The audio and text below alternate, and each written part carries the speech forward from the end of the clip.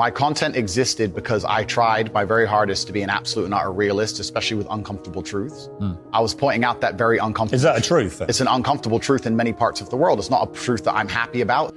I don't want to be seen as a negative influence in the world. I know that there's a whole bunch of men. I get thousands of emails a week from men whose lives I've saved. I get thousands of emails a week from men who are on the verge of suicide and I've saved their lives. I believe in protecting and providing. I've been misunderstood. I don't want anybody to be offended by anything I say. I want to be a positive force in the world. I don't want anybody to hear what I say and make them feel bad about themselves. I want all people to live righteous and good, whether they're male or female. I think righteous is living true to your heart and knowing that you're doing good by people, not snaking anybody, not lying to anybody. I know I live a very righteous life. The government is not capable of helping the poor.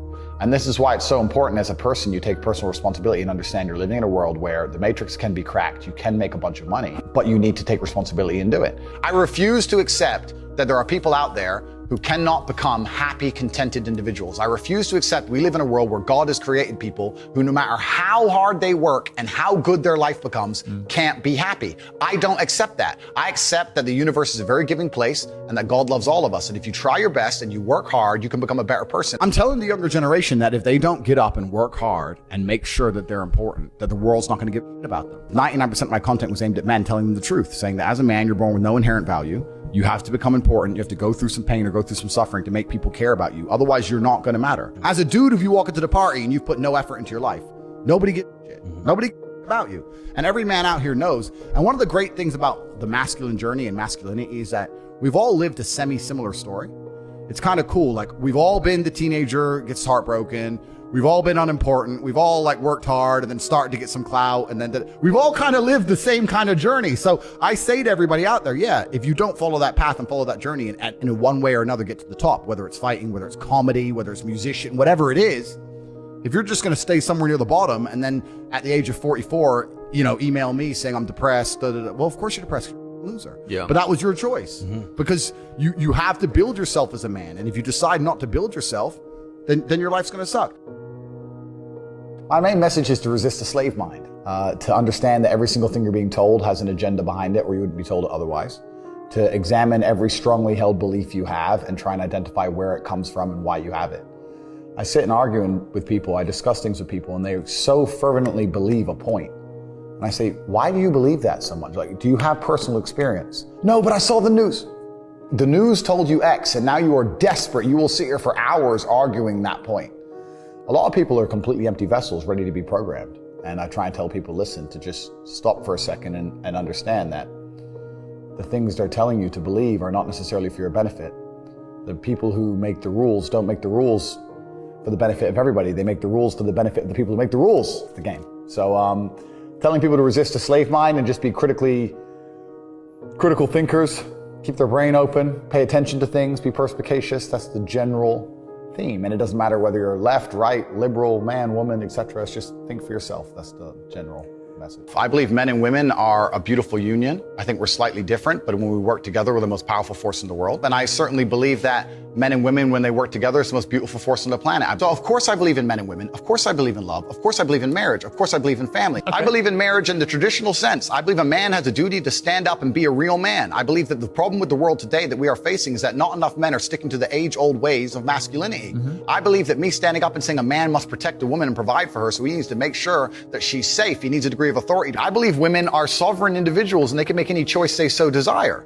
I think that it's important that we remember that a man has a duty. I think I certainly in my relationship have a financial responsibility to provide for my woman. My woman would never have to work unless she wanted to because I'm the kind of person who works hard enough. And I'll make another point that needs to be said. The number of women who have stood up and stuck up for me is ignored. Thousands of women are making videos saying, I've met Andrew Tate, he's such a nice guy. I wish I had a man like Andrew Tate who felt responsible to protect and provide for me. You know what? I do belong to my husband. That's why I married him and I love him. We ignore the thousands of women who stood up and stood by me and said everything I said is true. This is that there's a large contingent of men who still want to make money, go to the gym, be strong, drive a fast car, be traditionally masculine, and don't want to be shamed for that. And I believe that feeling depressed is real. I don't believe depression as a clinical disease is real. No. I think PTSD is very real. Unfortunately, I have some friends who suffer from that. I know that feeling depressed is real. I believe that the number one power you have against these things are trying to take control of your own mind and affecting your own life. I believe that it's not healthy to hand over all your power and believe that depression is an outside disease that you can't affect. I know that when I've had difficult periods in my life, and also many of my friends, like I've said, suffer from PTSD and been through terrible things. I've lived a very difficult life, and I know people who have, that the things that made them feel better is when they woke up and said, you know what, I'm not gonna allow this to damage me anymore. I'm gonna take responsibility. I'm gonna get up and I'm gonna fight this as hard as I can.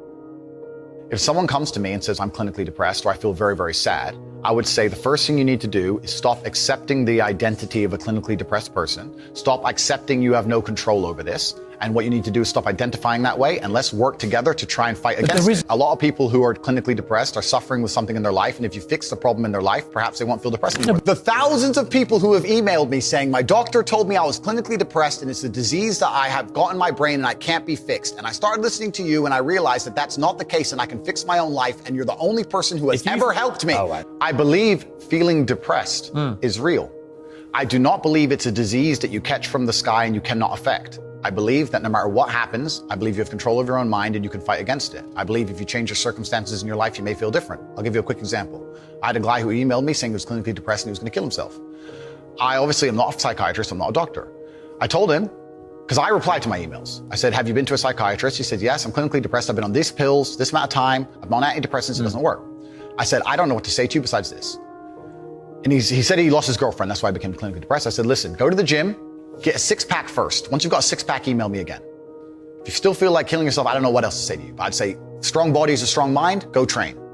He went, he started sending me progress pictures, emailing me him getting in better shape, and eventually got a six-pack. He's now a professional bodybuilder. And he said, I can't believe I was considering that. I feel so much better, etc. The doctor was telling him he was clinically depressed and couldn't cure it. He started taking control of his own life, and now he felt better. That if somebody has depression of any kind, whether it's clinical, whether it exists or not, whether they feel depressed or not, whatever, that taking control of their life, taking personal responsibility and working hard is always going to be the positive, best thing they can possibly do for their life going forward. How positive is it? Them. Of course, money can't buy happiness. I agree. But money is the third most important thing in the world. First is your health, because you have nothing if you're going to die. Second is your relationships, because you need love and family. That matters the most. But money can buy everything else. So money's the third most important thing. The average people come to me and say, what do I do? I'm just the average guy. And my only answer is stop being the average guy. It's my only answer. You can't just be the average guy anymore. The idea from the 1950s that you can just be the normal, average, law-abiding, hard-working citizen and you'll have a good life is gone. Any man out here who goes, I'm just going to work hard, do my bit, and obey the laws, and I'll have a good life. No, you won't. No, you will not. Just doing your job is never going to make you rich, because you're just going to be taxed into infinity and you're going to stay broke. So just obeying laws and doing your job now has set you up to be a peon and a slave for eternity. You have to get yourself in a position where you're making enough money. You don't know what to talk about, then you don't understand money. So go learn how money works. Go learn how a bank works. Go sit on YouTube for free.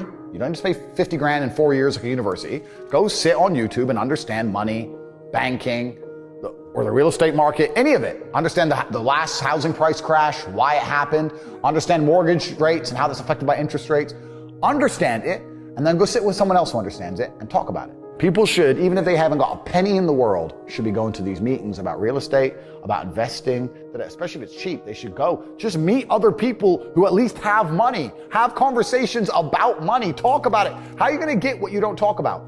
And yes, the cycle of precipitation, right? So a cloud comes, it rains, it falls down to the ground, it goes under the ground, whatever, goes into a stream, it moves into the stream, goes to the ocean, evaporates again up into a cloud, floats somewhere else, falls down again. It's always moving. That's how money is. People think that money is in these large, stagnant pools hidden in people's bank accounts. That's not really true. Money is constantly moving all the time. And if you can find a way to get in between it and stand in the right place at the right time, you're going to get wet. I think that's the new modern way to view the world. It's an attention economy. It doesn't matter what you do. If you're getting attention, you'll make money from it. One habit that people need to adopt, and this is a habit I had for a very long time, and I've actually recently cleared it from my brain because I've reached a point where peace of mind is worth more than money. But every single time money is spent, you need to identify how your money was taken from you. And I say taken because money can't be made. Money is taken. Because the only people who can make money are the government. So if you're a government, you can make money. You can print it from thin air or a bank. But if you're a person, you're not making money. You're convincing other people to give it to you. You're taking money from others. So every single time you spend money on anything, you need to identify how it was taken from you. When you go and buy a coffee, don't just go buy the coffee and sit down. Sit and say, why did I buy this coffee? Okay, I really wanted coffee. Yeah. But then why did I go into this store and not that store? Is it better advertising? Does it have less of a line? Do they have seating? How did they convince me to come in here? How much did this coffee cost? £6. What's the profit margin on that? Probably £5.50, £5.80 probably by the time. The cup probably costs more than the coffee. The coffee is just water. How did they convince me to spend £6 in this place? And when you sit there and analyze and you all start to learn little lessons about business, you'll learn about the importance of the signage. You'll learn about the importance of there being no queue. Yeah. So that if you ever run a business, I'm telling you, I say with my business, my people all the time, faster. All the time, quicker. Yeah. Like I have a couple businesses that are physical. I'm like, I don't want to see a line. I don't want it to see empty because it looks bad. So when there's lines, you work fast. When we're down to 1 or 2 people, you take your time, you talk to the customer. Right. You keep it so there's like always one person at the thing. Like manage the line. Like people don't think about this stuff. No one's gonna sit and wait in a long queue. Maybe some idiots will, but people like me won't. We've got shit to do, right? My time's worth money. I'm not gonna stand and wait in a line. So you have to identify how your money is taken from you. If you start doing that with every single time you spend anything ever, you're gonna start to identify business opportunities, and you're gonna sit there and you're gonna have coffee and you're gonna go, you know what? They could have sold cake and they didn't. Could I outcompete this place? Let's imagine I had the money to start a coffee shop right next door. How would I outcompete them? Well, I'd have cake because they don't have cake. Also, most people in here are businessmen. And the guy serving some dude. No, we need a cute waitress. His ass is fired. We need a chick. Put a chick here, put some cake in. Financial Times, business people in. People don't even think about this stuff. They don't use their brain ever. They don't ever look around and realize how they're spending their money. They don't look around and look at which businesses are successful. They don't look around and pay attention to anything. They don't look at the world and all the things that are happening and how it can benefit them. None of it. They don't look at any of it. They're too busy following the circus. That's why it's clown world. I was walking to college with a couple of my friends and a Ferrari drove past. And I said, bro, you see that? And he goes, yeah, what about it? I said, doesn't that piss you off? I must have been about 16. He goes, why? So this dude has 400 G's for a car, 400 grand. I'm walking 4 miles to college because my mom hasn't got any car. He has 400 grand. Do you think he works a job? Do you think he's behind a counter somewhere? He knows something about the world that I don't know. And they were like, well, he's rich. I'm like, yeah, I know. I didn't say he wasn't rich, dummy. I'm saying he knows something about the world I don't know. And I was intrigued and it angered me. I couldn't sleep for weeks. I was pissed off. Every time I saw somebody with genuine money, I understood that everything I was being told and taught and they were trying to make me believe just simply wasn't true. I was like, none of these people are getting these things by following the path that the system is trying to make me follow. And everybody intrinsically knows this. If you go to if you're at a BP, you're at a petrol station, and I pull up in my Lamborghini, nobody goes, wow, he went to school. Yeah. He studied hard. And they do that because they know that the easiest way to amass wealth is to break the rules, because the rules are not designed to allow most people to make money. You can make money within the rules, of course you can, but most people don't.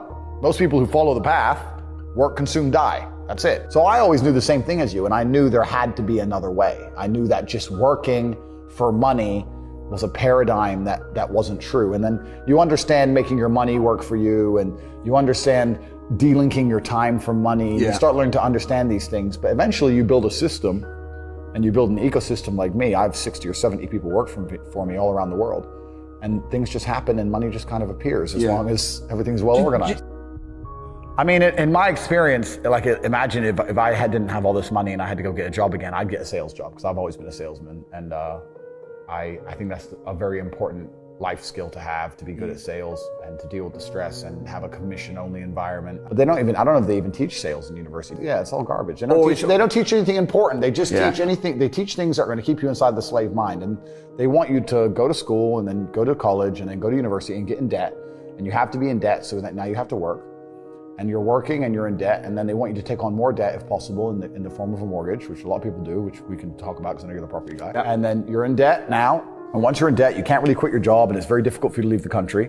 And now they can hold things over you. That's the goal. It's all about control mechanisms, and the system is very well designed to make sure that people are conditioned to obey. It's very hard for the average person to say no to anything. Unless you have millions and millions and millions of dollars, it's very difficult to even have an opinion on subjects. That's the thing about being a man, and that's what I was saying to the kids. It's like, look, you need to get up, and it's going to be very, very difficult. The world's getting harder and harder, especially for men. It's all clout, it's all status. There's no way you're going to matter unless you get up and you work extremely hard. Should young men aspire to work very hard, have no criminal record, become multimillionaires, protect and provide for the women close to them, be sovereign so they can stand up and have their own points of view in face of cancellation, be able to not be mentally intimidated when they go on national TV and there's traps set up for them? Yeah, I believe that confident, strong men who stand up and protect and provide for women are a good thing for the world and a good force for the world. And I don't think that I put a magic spell